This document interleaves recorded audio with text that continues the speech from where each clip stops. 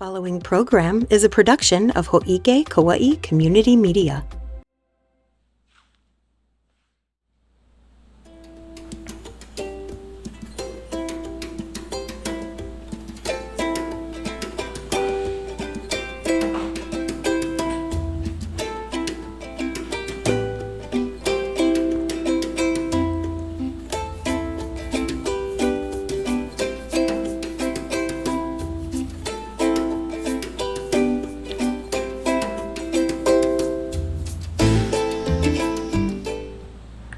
Haʻouli Makahiki Hou Kauaʻi 2025 has arrived and it hit the ground running. Today's episode is going to cover all the new and exciting things happening on Kauaʻi. The founder of Muʻu Muʻu Month, Shannon Hiramoto, is here to talk to us all about it. Hale Lihue events are coming up. The Lions Club and the National Tropical Botanical Garden even has some things planned. After a couple weeks off, it feels good to be back. And we have a lot to cover, so let's get to it. I'm Trisha Allen, this is Shannon Hiramoto, and this is the Hō'ike Weekly.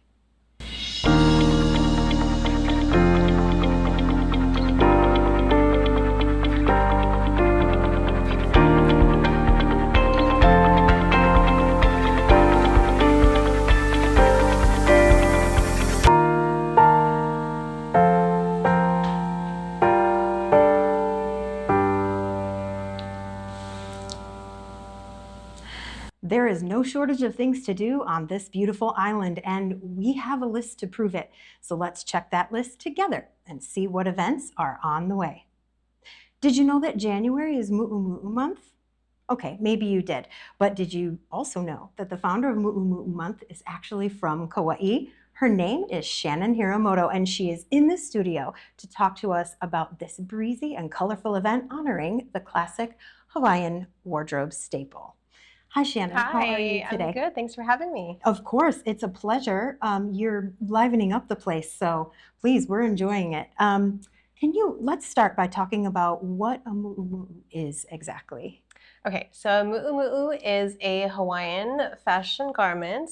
It's usually a long flowing dress, but that's not always the case. Sometimes they're shorter. They were first introduced by the missionaries in Hawaii in the 1820s. And the Muʻu Muʻu was actually an undergarment. Oh. So it was worn under a holoku, which is a more formal, maybe elegant dress that was high-necked, long-sleeved, maybe had a train. And so the Muʻu Muʻu was something that would be worn under. And it was something that was used as a house dress as well, sometimes used for swimming, and as a nightgown. Multi-purpose. Were they very colorful under the clothes? When did the patterns begin? Yes, they were not colorful at all. They were plain, like muslin fabric.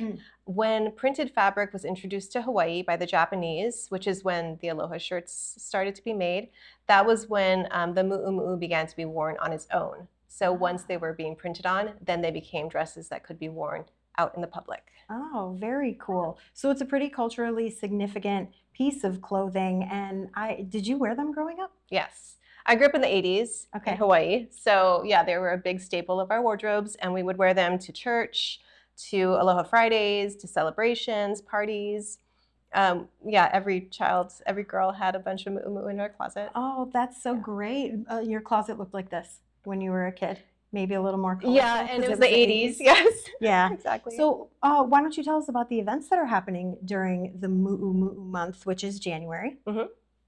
Yes, this is the 11th annual Muʻu Muʻu Month. So I've been doing it since 2015, and it's an opportunity to wear a Muʻu Muʻu every day, if you want to. I do. And what's fun is that we've also developed like a lot of things to do with friends and to make new friends and things that are culturally significant or just fun. And so we have put together a bunch of different outings and parties. And in the last couple of years, I've been working with the Kaua'i Historical Society to do these things. Okay. So we have quite a few things coming. The biggest thing we have is the Mu'u Mu'u Pa'ina Luncheon. Which is happening? It'll be at Smith's, and it's going to be on January 19th. Oh, okay. That's the main event, right? It's the main event. It's a fundraiser for the Kaua'i Historical Society. Okay. The other events are just fun. So there's a lot of free and fun things to do as well. And it sounds like a really great way to connect with other people in the community. You can kind of bond over and reminisce about all the mu'u in your life and maybe make some together. Yeah, I would say like that's one of the biggest gifts of the Mu'u Mu'u is that it is a bridge between people, and it just promotes like storytelling and conversations, especially between like different generations, which is really fun. So it's not unusual if I'm wearing one and I'm out and about, like auntie will stop me on the street and be like, oh my gosh, I remember when I used to wear these, and it just develops this like bond that I think doesn't normally happen. And you make a lot of the mu'u mu'u that you wear, right? I make some for myself. Okay. Majority of my collection is vintage. But because I sew, because I love sewing, it's what I do for a living, I have made a few for myself. Yeah, it's a lot to make for other people. I get nervous making them for other people because it's a lot of fabric and it's beautiful fabric, so I don't want to make a mistake. Oh. And they're complicated. I don't see any mistakes at all. I've seen a few that you've made and they're absolutely gorgeous. Thank you. Yeah, you're welcome. Where can we send people now? We have the events up on our screen. So this is the upcoming week's worth of events, but there are more. So where can we send people besides the Hō'ike Weekly? Because you know we're going to update you on them as they come. But if people want to get a head start, where can they go to get the information? Okay, yeah, social media is a great place to go. If you follow the hashtag Mu'u Mu'u Month without the okinas, so just Mu'u Mu'u Month. Got it. That's a place where you will find everything that everyone is posting their own events. So outside of our Kaua'i historical events, there's all sorts of things. There's a resellers market happening at Clementine's Closet on January 12th. Okay. That's Sunday. Which is this Sunday. Yeah, so it's like a mu'u market. Very cool. Yeah. All right, and really quickly, the hashtag Mu'u Mu'u Month was started by who again? I forget. Oh, it was me. Yeah. Can you tell me a little bit about that? Okay, so the story is that, well, I've always loved vintage things. I've always loved secondhand shopping and repurposing. My company, Machine is all about repurposing fabrics. And in 2015, a friend's mother gave me boxes of vintage Mu'u Mu'u. Wow. With the hopes that I could repurpose them into something because no one was actually wearing them at that time. Oh. And so I was like, wow, thank you. And I actually did take a couple apart and I made some strange tote bags or something. And it was actually really sad. And it made me feel really terrible to cut these beautiful dresses apart that were perfectly wearable. They just were out of style. And yet I still had like 60 Mu'u Mu'u sitting with me. And my sister said, you should just wear them. And I said, I should just wear them. And so that turned into the next month being January, a great way to start the year off. And I said, I'm going to challenge myself to wear one every single day, wherever I go. If I'm out of the house, I'm going to put one on. And I had a bunch extra, and I told people if they want to participate, they can just have one. And that was the start of it. And now look at you. Yeah. 2015, is it 10 years or 11 years? It's 11 years. This is the 11th annual. Wow. We're so glad that you decided to challenge yourself and wear different Mu'u Mu'u every day for the month of January, way back in 2015. And we're very thankful that you came in the studio today to tell us all about it. For more information, you can scan the QR code or you can go to our tiny URL link in the show notes if you're listening to this in the podcast studio. Otherwise, stay tuned because Hō'ike will fill you in on all the goings on in regards to Mu'u Mu'u Month. Thank you again, Shannon. Thank you. On January 14th at 10 a.m., special Mu'u Museum tour is taking place at the Kaua'i Veterans Center and Museum. On January 17th at 10:30, the Little Miso Bookmobile will be at Fresh Shave in the Old Kaloa Town Courtyard. January 18th at 10 a.m., there's a Grove Farm Museum tour at the Grove Farm Museum in Lihue. Also, January 18th at 4 p.m., the monthly Mu'u presents Mu'u Mu'u Rum Tour at Kilohana Plantation in Lihue, and the main event happens January 19th at noon. The Mu'u Mu'u Pa'ina Luncheon, Smith's Tropical Paradise Garden, is where that's located. For more information, you can scan the QR code on your screen. But there's more to talk about. Surfrider Kauaʻi, for example, they're holding classes on marine debris education January 13th and 14th, with additional classes January 21st, 27th, and 28th. For more information on Surfrider and the rest of their planned events, you can visit their Instagram page at Surfrider Kauaʻi. The Department of Agriculture is holding conservation workshops at several locations next week. Farmers, ranchers, and foresters working on farm and ag land who attend the event will be able to get some great info about financial and technical assistance, farm loans, soil health, crop insurance, and more. On January 15th, a workshop for West Kaua'i will be held at the Hanapepe Library. The East Kaua'i workshop is scheduled for January 16th at the Kaua'i Memorial Convention Hall, and the North Kaua'i workshop will be held January 17th at the Anahola Clubhouse. All workshops take place from 5 p.m. to 7:30 p.m. Questions can be answered by emailing the Natural Resources Conservation Service Outreach Coordinator, Jolene Lau, at jolene.lau@usda.gov. The National Tropical Botanical Garden will be holding a Grow Aloha plant giveaway on Saturday, July 18th, but at 2 different locations. One on the South Shore at their Visitor Center in Koloa, and the other on the North Shore at Limahuli Garden in Ha'ena. Every 3rd Saturday of the month, they give the public a chance to adopt a specific type of plant, and this month's plant is the beloved Ilima with its vibrant yellow flowers. It's also the official flower of Oahu. For more information about the event, you can go to ntbg.org/Grow Aloha. Out with the old and in with the new, right?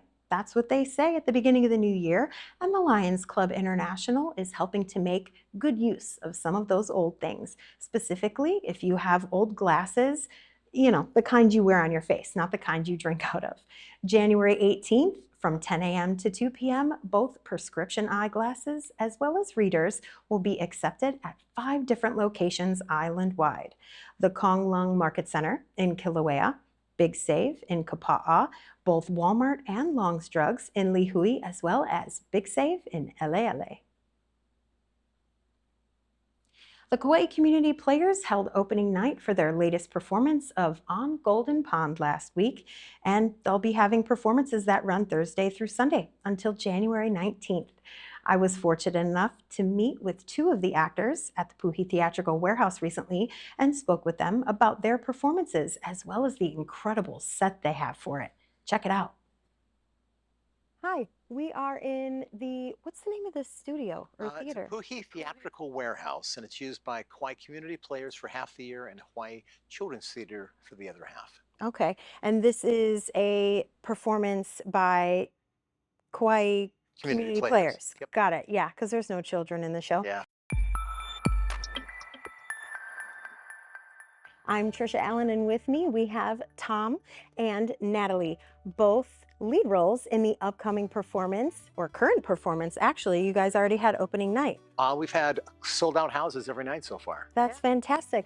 On Golden Pond is the name of the play, and they're here to tell us a little bit about it, backed by this elaborate and incredibly made set. I feel very at home here. It's giving koke'e, and I'm here for it. So Tom, tell us a little bit about your character and maybe just the play overall. The play On Golden Pond was written in the 70s, and then in the 80s, early 80s, they made a movie out of it with Henry Fonda and Katharine Hepburn and Jane Fonda, and it won all the awards. You know, the picture, the actress, the screenplay, everything. I play the role that Henry Fonda played, so I'm an 80-year-old, and so part of my acting is portraying that I'm 80 years old. And the best compliment I've had is I had an elderly person come up to me and go, "I didn't know you weren't 80 until the curtain call." I went, "Score!" But it's a story about Ethel and Norman Thayer. They have gone to their lakeside cabin for 48 years, and he's on the end stages of his life and has a very wry sense of humor. And then Natalie is our daughter, and we're kind of an estranged relationship, and we kind of end up bonding. We do. And I think he painted a very nice picture of Norman Thayer, but I think he's kind of rude and mean and belligerent. Tell us about that. Yeah, and he didn't treat me very well when I was a child. So, but we figure out a way to get through that. I love the show because to me, I think it's about something that we all struggle with from our childhood, and maybe some things that we don't think were very fair that our parents did, or the way they treated us, and childhood trauma always runs into adulthood. But then we struggle with, how do you build that relationship back with your parents and let them in and forgive them? So I look at it as a really beautiful story of forgiveness and exploring that with parents. And then it's also a really good window into, you know, a parent with maybe dementia that needs to, you know, and what that relationship looks like and how that impacts the family too. So I think the story just is so relatable all the way around for everybody. Because I definitely have dementia in the play. I remember my lines, but part of those lines I don't remember. Natalie, can you tell us when the play is going to be showing, when you guys are going to be performing on Golden Pond? Sure. Yep. We run until the 19th, and we perform each Thursday, Friday, and Saturday at 7 p.m. and Sundays at 4 p.m. At the Puhi Theatrical Warehouse. Yeah. Got it. But we only seat 55, and with sellout crowds last week, we're hoping to fill up again. Okay. So the website that people can go to get information is KauaiCommunityPlayers.org. Oh, that's And they easy to can get remember. tickets right there and support live theater in Kauai. What's your favorite line in the play? I know my least favorite line. We can go with that. We can do least favorite.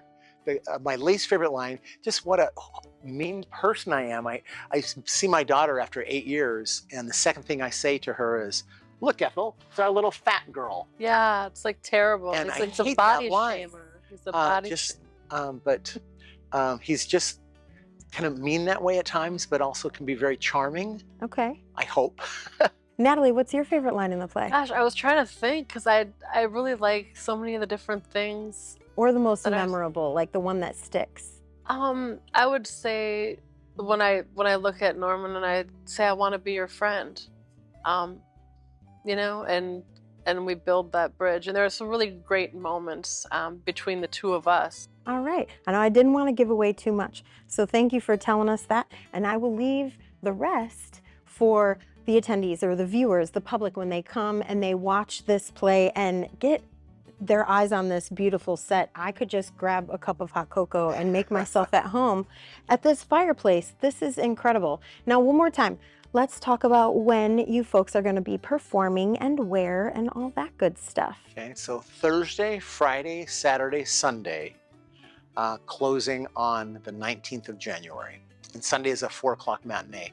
And right now, the 2 Sundays left are sold out. This Friday is sold out, Wow. but it's 7 o'clock during the normal week and 4 o'clock on Sunday. So it's safe to say that if people want to come see this play, they might need to hurry up and go to the website to get the information they need in order to do that, which is Kaua'i. Kauai, I don't even know. KauaiCommunityPlayers.org. KauaiCommunityPlayers.org.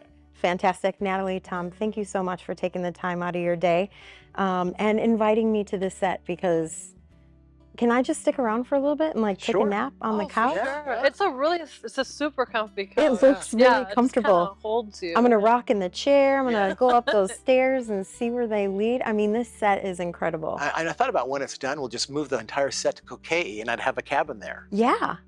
Yeah, we're really lucky to have the talented people, especially our tech people. Yeah. Steve Whitney, he's Yep. absolutely amazing. He's behind the scenes doing so many amazing things for us. And And Joe Grande directed it. And yep. it's a great cast with the other actors, and it's been a lot of fun. Well, this interview's been a lot of fun. So thank you very much again. Not on goldenpond.com. On Golden Pond. The play is on Golden Pond. The website where you can get information about show times and tickets is KauaiCommunityPlayers.org. Got it. Thanks, guys. Thank you.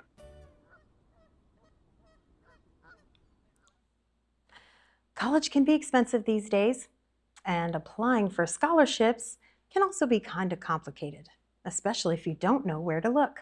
Thankfully, Hale Lihue and KCC are here to help.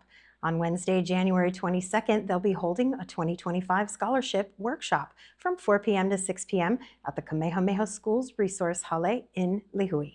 There, students can learn about local, state, and school scholarships that are available and even get additional support filling out applications and writing essays. More information for that event can be found on Instagram at Haleopio Kauaʻi or by scanning that QR code on your screen.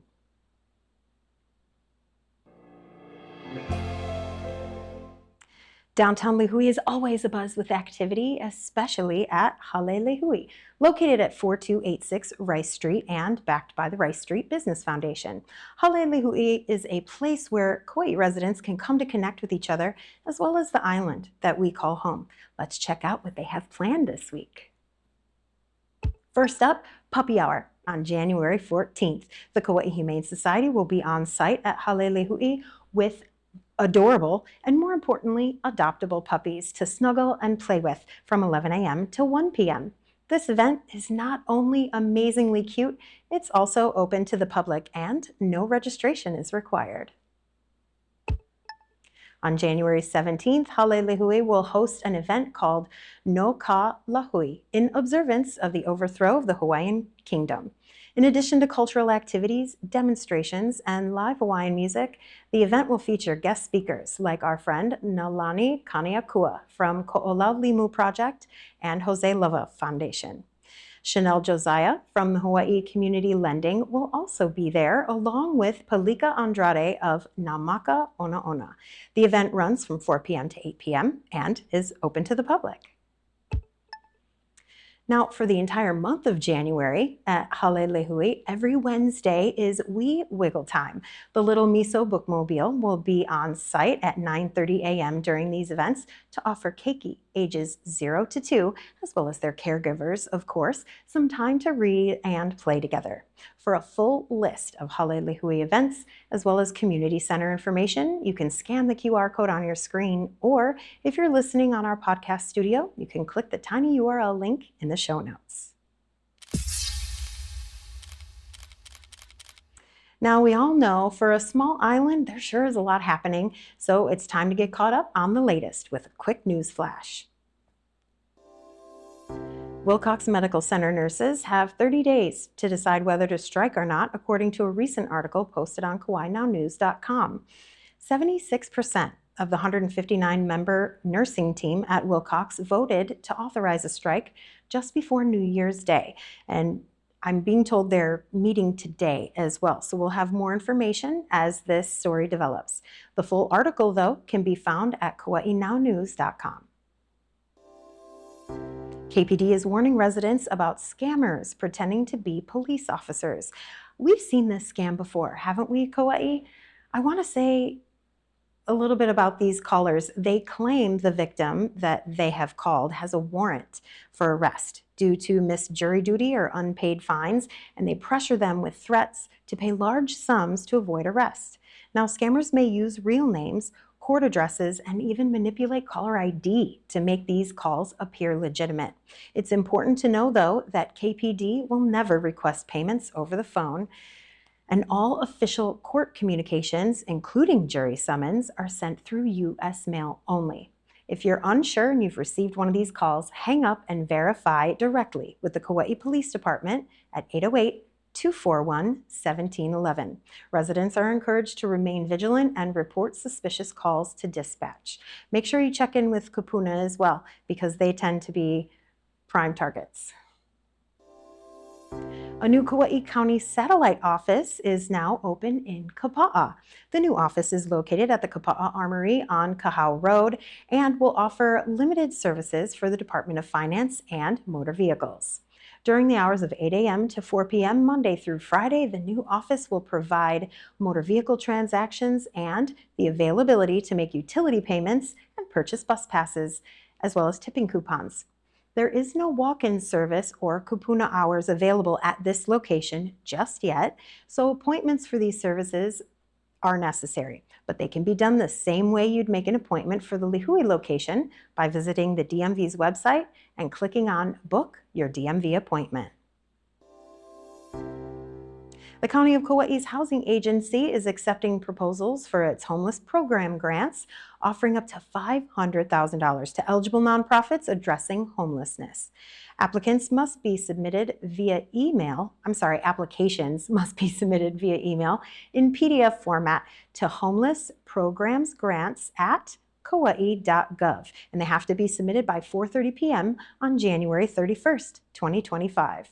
Late submissions will not be considered, and priority will go to impactful, fiscally sound initiatives guided by the county's 5-year homeless strategic plan.